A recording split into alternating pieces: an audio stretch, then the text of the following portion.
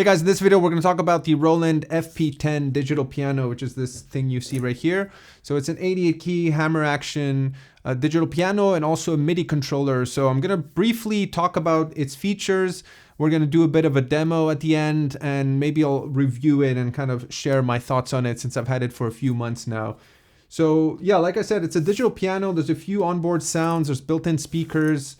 And then there's a USB MIDI port in the back, so you can use it as a MIDI controller. So for me, the primary reason I got it is as a MIDI controller, and I'm going to briefly talk about why I picked this one over some of the others. So I'm not going to bore you with the specs. You can check those out online. All right, so first let's talk about the form factor. So as you can see, it's a fairly compact keyboard. It fits really nicely in front of my desk here and doesn't take up too much space depth-wise. It's pretty tall, I would say. I don't know if you can see it here, maybe like 5 or 6 inches tall, and it's fairly heavy, not like unusably heavy. I can pick it up by myself if I grab it in the middle. So you could technically gig with it if you wanted to. I don't gig, so that's not my primary use case. But yeah, it's more compact, I would say, than most of the other controllers that have kind of this kind of quality and heavy keys like this.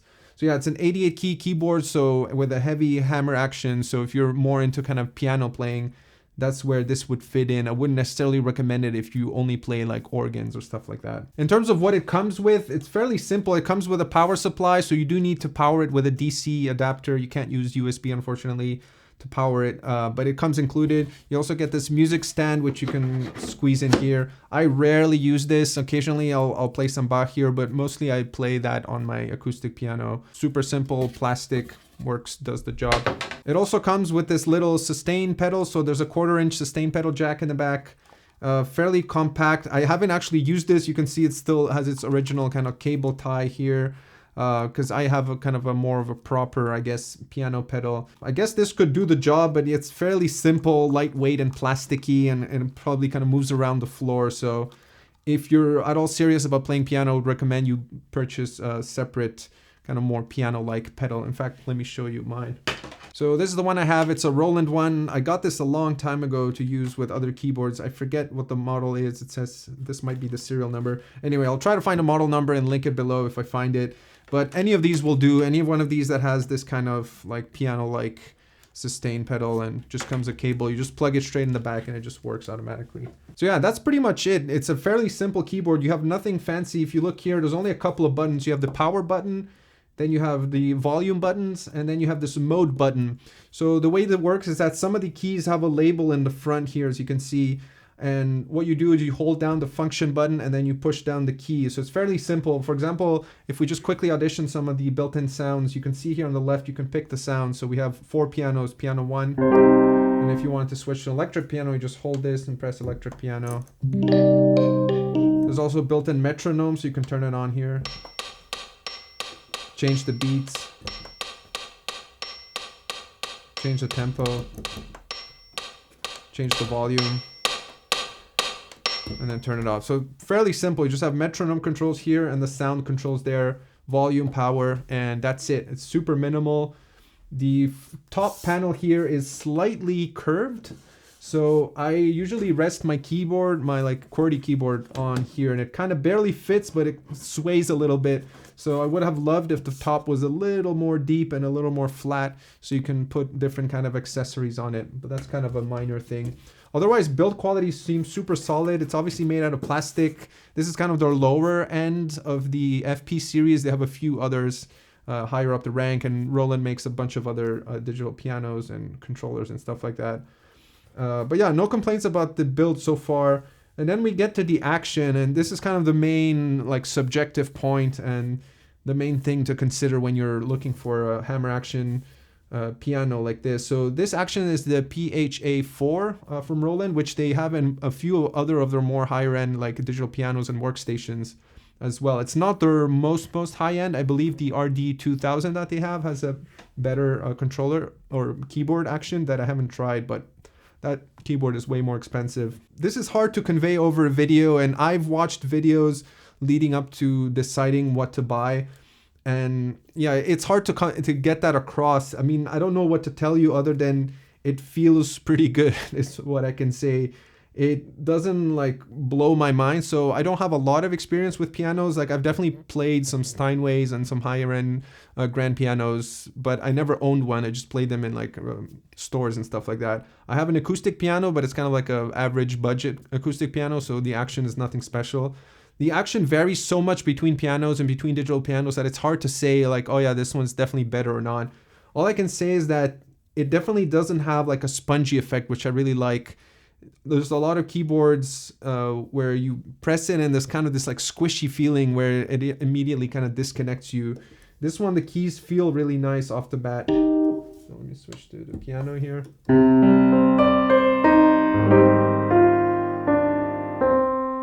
And if you look on the sides, it's definitely like plastic in between the keys, unlike some of the keys which have more kind of wood simulation, like the Kawais. I think their VPC-1 is probably like the gold standard in terms of MIDI controllers, but that one is, again, way more expensive and bigger and heavier.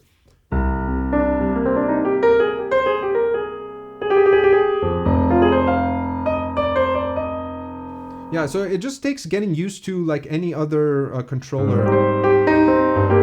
Like when I first played it, when I first got it, it definitely took some adjusting. I wasn't immediately like, oh wow, this feels like a grand piano, even though it did feel nice. It just felt so different from my acoustic piano, not in a good or bad way, just different. And this is true of multiple different acoustic pianos as well. Every time you sit down on a piano, you'll always have to adjust a little bit. So be prepared to take some time. All I can say is that nothing negative jumped out at me, and that's, I guess, as best as I can describe it. When I played it, I wasn't like, oh, this feels kind of spongy or weird and crackly or unstable. Like all the keys feel nice and stable. Nothing rocks like it shouldn't rock. The keys feel consistent amongst themselves. I'm sure there are way better and way worse keyboards out there. So it's hard to say like, yes, this is the best or this is the worst. It's just nothing bad stood out. And I've been using it in practice and I haven't noticed anything bad. Like the sound also plays a huge part, I should mention. I mean, auditioning some of the built-in sounds, but like I said, I use this as a MIDI controller.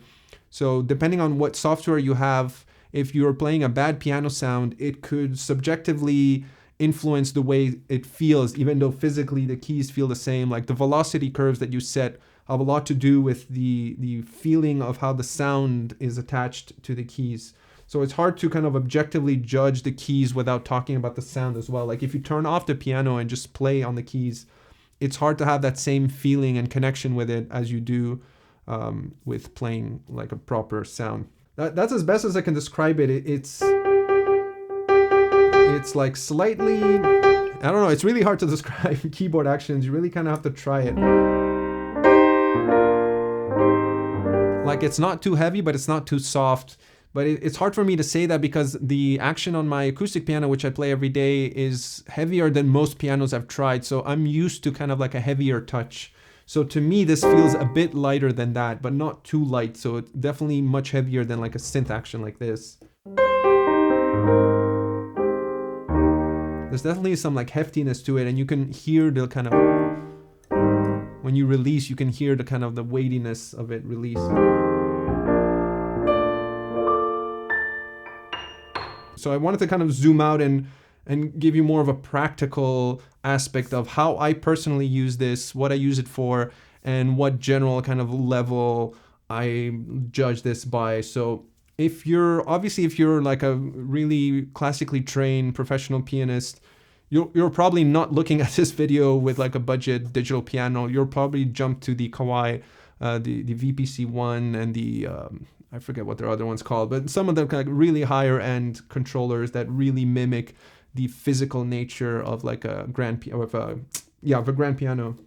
So I would say that this is more of like keyboard for people in the middle. So if you're not a professional concert grand pianist who's looking for the absolute authentic touch, but you're also not somebody who's okay with like spongy or crappy feeling budget keyboards that'll kind of squeak on you and break on you. So to me, as somebody who loves playing classical music, but not solely, that's not my main thing. I occasionally like doing that, but then I also like playing synths with this. I like playing strings, orchestras, all kinds of different things. So as kind of an average piano that doesn't get in the way, that feels good enough, I think this is a great piano so far. And I should say that I haven't auditioned and played a bunch of these, so it's hard for me to compare them to others. All I can tell you is how I generally feel about this one here. I also forgot to mention that it does have built-in speakers, or maybe I did mention it. So that's kind of a bonus if, like me, you're getting something like this purely as a MIDI controller. I don't really use the built-in sounds, but being able to just quickly turn something on and play automatically without booting up the computer or loading up VSTs is a great way to just practice or noodle around if you just have an idea and you just want to quickly turn it on and play. Or even if you're practicing, you can just plug in headphones and use it like a normal digital piano without a computer and just play normal piano sounds. But for me, I mainly got it as a MIDI controller, so that's the next thing I'm going to talk about. So again, it has a simple USB cable. It doesn't have the MIDI DIN, so if you're looking for like old school MIDI, you'll probably need some kind of adapters. But for a standard computer setup, you just plug in the USB and then pick the MIDI controller in your favorite DAW. I'm using Ableton Live. It just works fine out of the box. You may have to adjust velocity curves depending on the instrument you have loaded. But for the most part, I've been able to play, I usually play native instruments, pianos, and for the most part, I just turn it on and everything just works automatically and fine. Yeah, so no complaints there. As a MIDI controller, it's sort of a good kind of middle ground. All right, so that's the kind of general feature set, I guess, of this piano here. It doesn't come with a stand. It has its own optional stand that you can get, which kind of matches it more directly.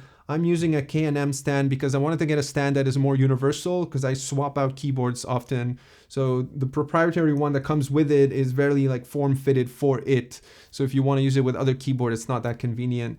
So depending on what you're looking for, I would probably recommend getting a separate stand that you can use and reuse for other keyboards. And I'll put a link to the one I'm using. It's very sturdy and it holds this pretty nice. And I never have issues with it like rocking or shaking around. So if you're interested, I'll put a link to that as well. All right, so let me briefly talk about why I chose this over like a dedicated MIDI controller. Because like I said, I primarily use it for MIDI, and why I chose this over other digital pianos as well. So first of all, my criteria for choosing this keyboard was I wanted it to be super simple and compact. I wanted something because I have this desk setup with my computer. I didn't want something that was too big that got in the way. I also didn't want something too heavy because of the nature of my videos and my music. I tend to swap out keyboards often. So if I got something that was too massive and heavy, I would hesitate to swap out the keyboard as often as I do now. And this being kind of relatively lightweight, I'm able to quickly swap it out. So even if I could afford something like the Kawai VPC, I think it would have been too big, too grand and heavy in this room here and for my practical kind of use case. So that was my main criteria, is something compact and relatively lightweight. The other thing I wanted is very minimal aesthetic. And this is kind of a minor thing, but for me, I like simplicity in my instruments. I guess that's it. Yeah, it's really the form factor, the simplicity of it, good feeling keyboard, and some kind of USB MIDI is all I wanted. So as I was doing my research, I literally couldn't find anything else. Like I wanted to get the A88, which was the Roland dedicated MIDI controller, but they discontinued it for whatever reason. So this is the closest thing I could find that had that almost the same kind of form factor. Except this one happened to have built-in sounds.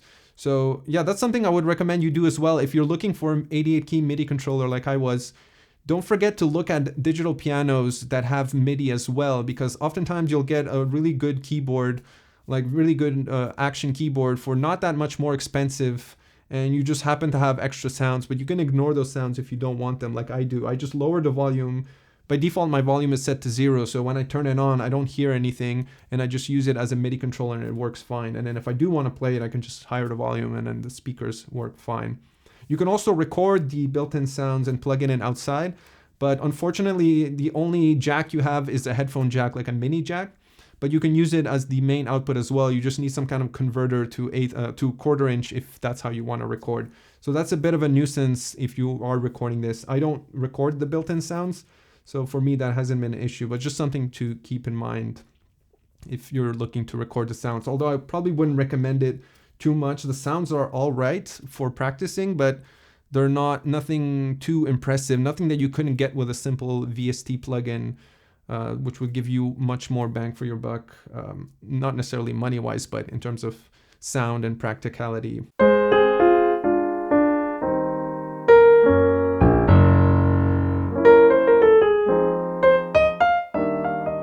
So really, there's not much else to talk about. I guess the other thing that was a major consideration for me is the price point. I bought this myself, so this video is not sponsored or anything. Definitely the money aspect was a huge kind of deciding factor. I didn't want to get something super cheap.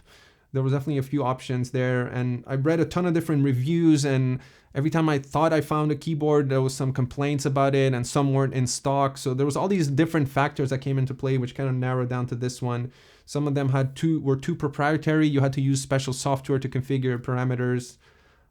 Some had complaints about the keyboard action not being that great. Some had really good action but were way too expensive, and some had too many bells and whistles or looked kind of weird, which was kind of a minor thing, but still important. So all in all, at the end of the day, taking all that into account, this was the only one I could find that fit all those things, that had a keyboard action that people seem to generally praise, was fairly simple and compact, had no bells and whistles, had some kind of MIDI functionality that worked well, and the price was decent. So I think it's $4.99 US for you Americans. So if you're on the fence and you're not sure whether you need an 88 key controller or a hammer action controller, and depending on what kind of music you play most often, you might not need one. I've gone for years and years and years without one, and I've sort of gone by with 61 key controllers and stuff like that, and synthesizers, and for the most part you can get by and make music just fine without one. So it is a bit of a luxury to have one. So the reason I got by without one, again, is because I practice on my acoustic. But if you don't have an acoustic and you're serious about piano playing, then definitely I would consider one. But it also kind of revitalized some sounds for me in the way I make music as well, for things that aren't necessarily obvious, like synthesizers. I love playing the Repro 5 from Yuhi, which is the Prophet 5 plugin. I love playing that on this, and I wouldn't think that I would be playing a synth like that, but the Prophet T8, which was a vintage synth which has a similar architecture, had hammer action weighted keys. I don't know if they were hammer action, but they had weighted keys on a synthesizer, which was surprising when I first found that out and played one. And it can really bring a new life to sounds, not just synths, but flutes or anything else. Somehow having a free range of being able to explore a vast range of octaves immediately makes a big difference when you're trying to compose something.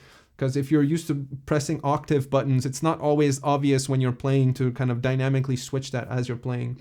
And it's all, having a big keyboard is also nice if you have really big kind of contact sample libraries, whereas a lot of them have what's called key switches, where sometimes in the lower octave, depending on what key you press, you can change the articulation of the sound. So having a big keyboard like this opens that up, where you can play something here and then quickly switch the patch without having to press octave buttons. So yeah, I would definitely consider a keyboard like this if, like me, you're a piano player and you've gone for a long time without one.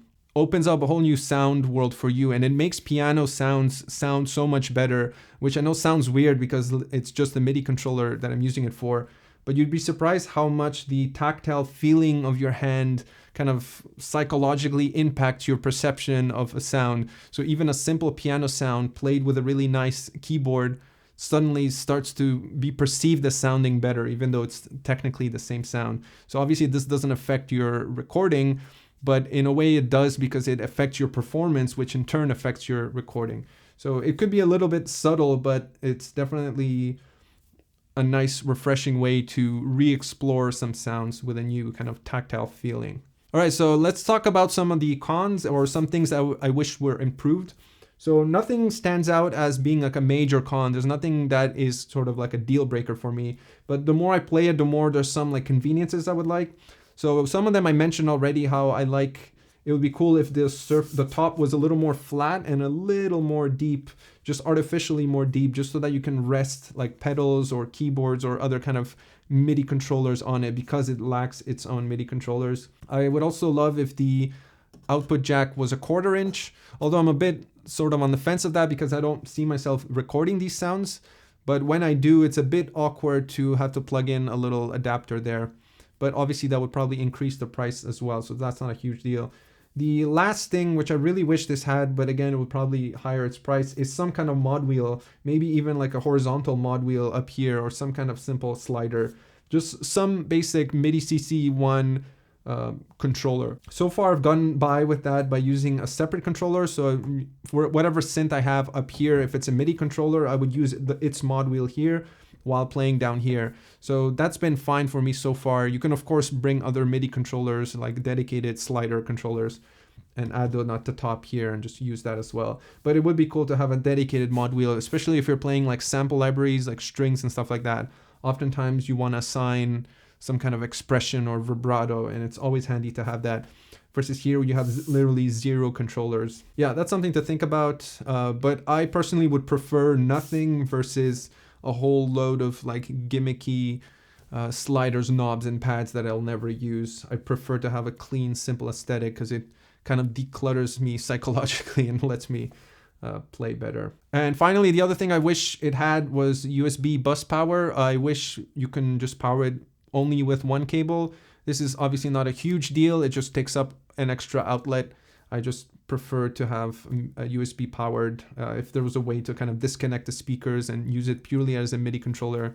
Alternatively, I would love for this to be brought in at a cheaper level without the sound speakers or anything, as just a MIDI controller, effectively bringing back the A88 in this form factor, even upgrading the keyboard. If you can give us like a very simple form factor like this with the keyboard from the MD-2000, that would be awesome as well.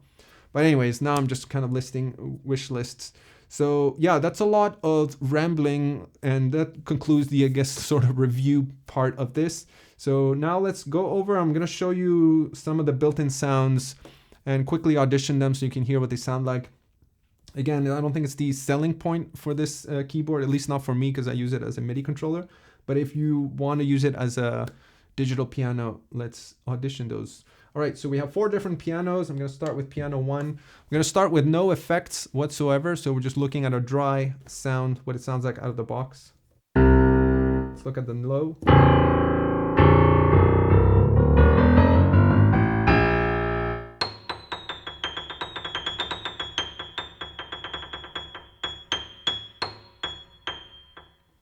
And every sound has really nice dynamics.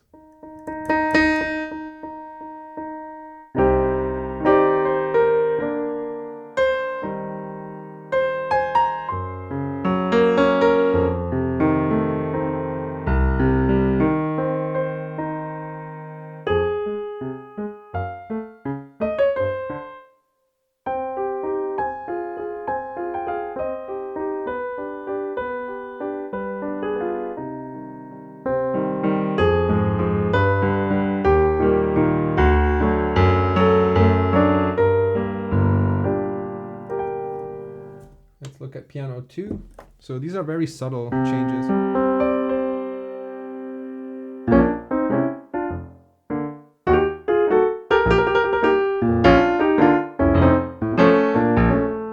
All right, piano 3.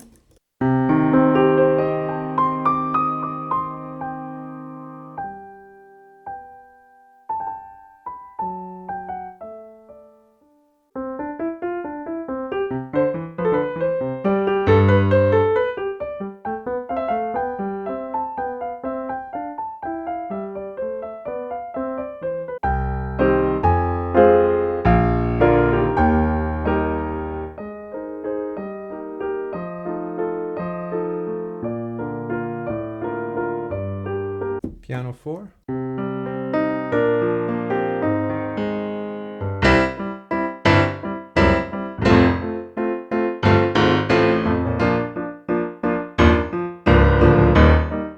Next we have electric piano 1, which is more of like a Rhodesy type of piano.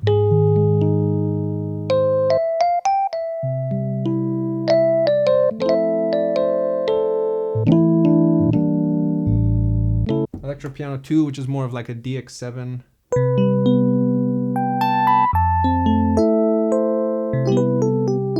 Again, very typical, like average digital piano type of sounds. Nothing to kind of that'll turn any heads, but good enough if you're just looking for like a practice sound. All right, we have a couple of harpsichords. Here's one of them.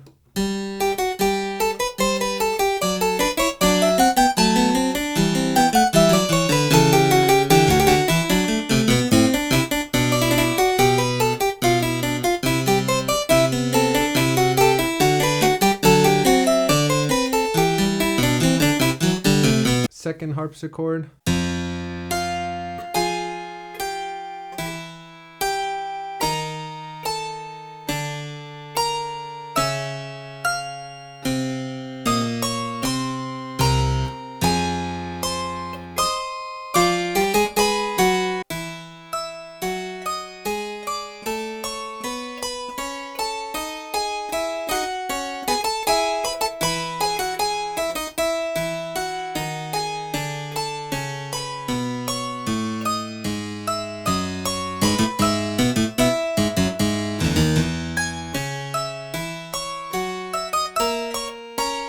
Next we have a vibraphone.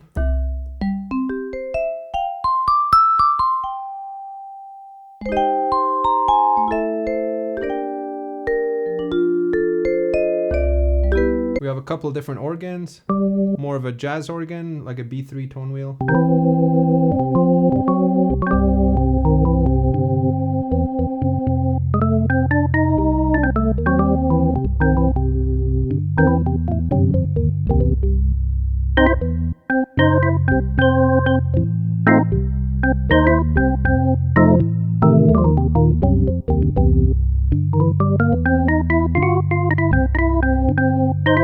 And then a church organ.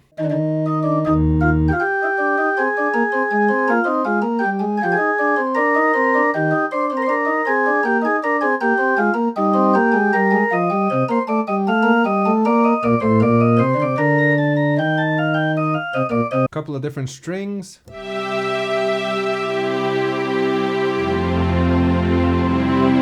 And then the other strings.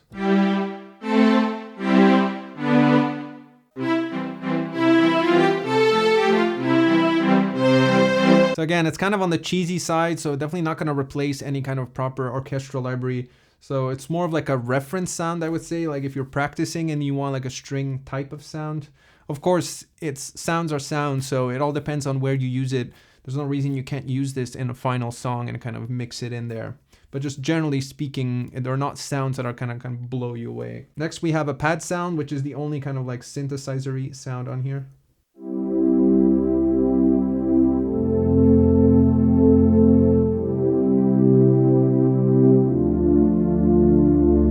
And then finally, we have a jazz scat. I have no idea why they put this in. It's sort of really out of place compared to the other ones, but it's kind of a funny sound.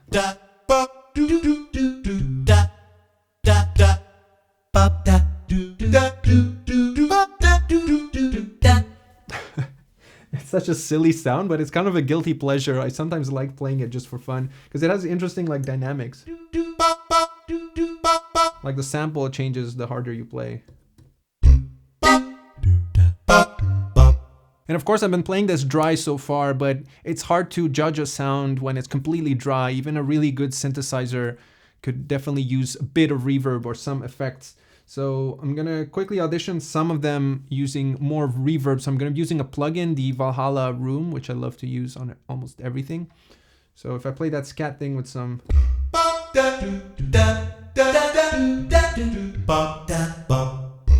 Already it's so much better.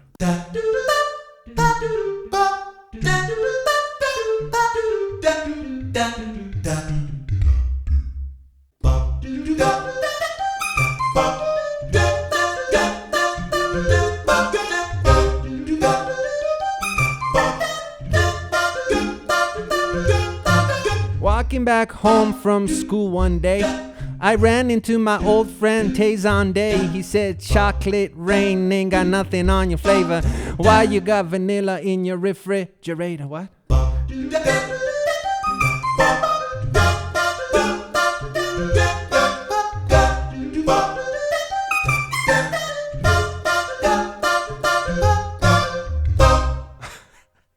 And then if we switch back to the piano sound, the built-in piano sounds with some reverb.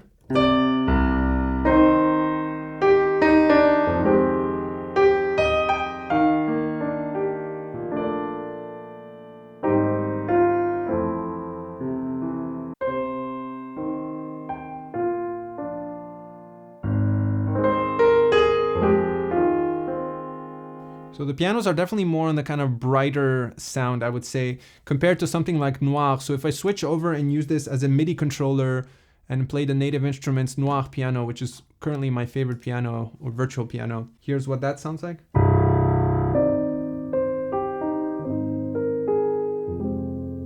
Much warmer and kind of more intimate.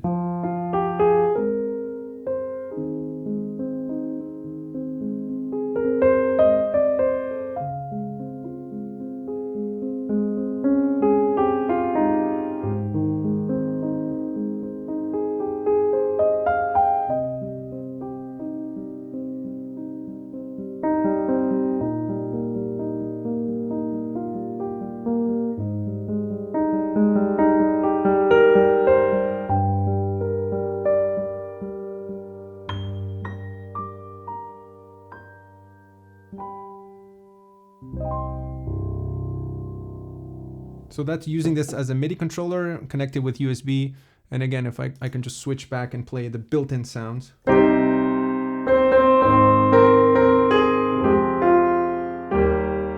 So definitely a bit of a lesser quality, I would say, even though it's brighter, but not just that, there's something sort of lo-fi about it. I don't know. Again, nothing wrong with it as a practice tool and just as a quick auditioning tool with the built-in speakers. It's perfectly good enough. I just personally wouldn't use it as a primary recording, especially with so many good, affordable kind of virtual pianos available today. But for like a live gig or just playing by yourself. Again, this is very subjective. So for my personal taste, I probably wouldn't use that in my recordings, but to each their own. No, I don't want to knock it blindly. All right, so I think I'm going to wrap it up there. I think I've covered everything I wanted to cover. Let me know if you have any questions about it in the comments, but everything that I didn't talk about is kind of very subjective. It's hard to blindly recommend keyboard to somebody because everybody has different tastes in terms of actions and everybody has different needs from their keyboards. But so all I can say is talk about what I personally like and then why I chose this. And then if you agree with the kinds of things I was looking for, this may work out for you. But yeah, no complaints so far other than the minor kind of suggestions that I would like to see improved. But otherwise, so far it's been holding up pretty well. All the sounds I kind of throw at it seem to work fine. Feels very solid. Like I never had issues with the keys not responding or things being kind of wobbly or anything like that. Everything feels sturdy. All the keys feel very consistent in terms of their action. And it's probably not going to compete with like a higher end Kawais or the higher end Roland actions. And of course, it's not meant to at this price range. But for the price, I would say that it's better than average in terms of keyboard. Like you would have to be very critical and have to be some kind of like classical pianist to really nitpick some of the shortcomings of the action. And at that point, you're probably not looking for a keyboard of this type anyways. So if like me, you're sort of an average piano player and you like playing classical music, but that's not your main thing, and you like playing orchestral sounds and stuff like that, you can't go wrong with this unless you're one of those people who loves tons of sliders and knobs, in which case maybe look at some of the other products available. But for me, somebody who likes simplicity, minimalism, and kind of things that focus on just mainly the action and no other bells and whistles or anything like that, then this seems like a good choice. All right, hopefully that was informative and hopefully you learned a thing or two. Let me know if you have questions about it. Again, I'll catch you guys in the next one.